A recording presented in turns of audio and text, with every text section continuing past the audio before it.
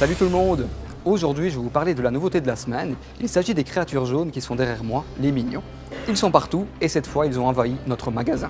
Il faut savoir que les Minions existent depuis plusieurs millions d'années. Ils étaient déjà là à l'époque des dinosaures. Du tyrannosaure au comte Dracula, les Minions ont trouvé bon nombre de méchants, mais jamais le bon.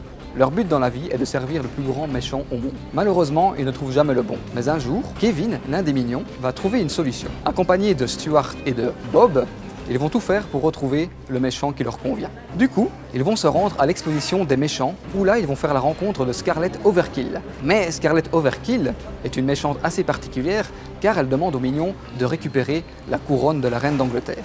Et c'est ainsi que commence le périple des Minions. À la réalisation de ce film, nous retrouvons Pierre Coffin, qui est également le doubleur de chaque Minion. En effet, les fins de phrases finissent par O ou A, comme Banana, Hello, tu es bella comme une papaya, etc.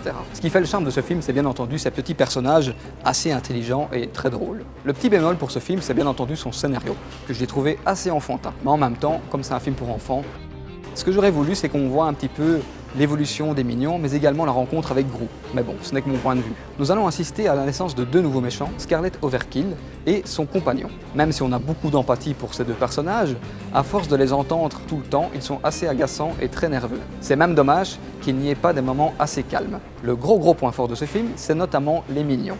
Ils sont drôles, attachants et vraiment amusants. Surtout les trois protagonistes, Bob, Kevin et Stuart. On s'attache beaucoup à ces trois personnages et leur caractère est assez différent. En même temps, quand on voit leur petite bouille, je peux comprendre que tout le monde les adule et on a envie de leur faire un gros câlin. En conclusion, Les Minions est un film bien divertissant qui plaira beaucoup aux enfants, mais aussi aux adultes pour les nombreuses références à la pop culture comme les Beatles et Queen. Malgré son scénario bancal et son humour répétitif, Les Minions est une bonne surprise familiale. On est loin de l'excellent chef-d'œuvre de Pixar vice-versa, mais Les Minions s'en sort pas trop mal. Et pour ça, je lui mets une note de 7 sur 10. Vous pouvez également retrouver Les Minions en magasin en format DVD, Blu-ray et Blu-ray 3D, mais également dans un coffret reprenant les Moi Moche et Méchants et Les Minions. En attendant, vous pouvez retrouver toutes mes chroniques ainsi que mes vidéos ici sur le blog de Mediamart de Brennaleux.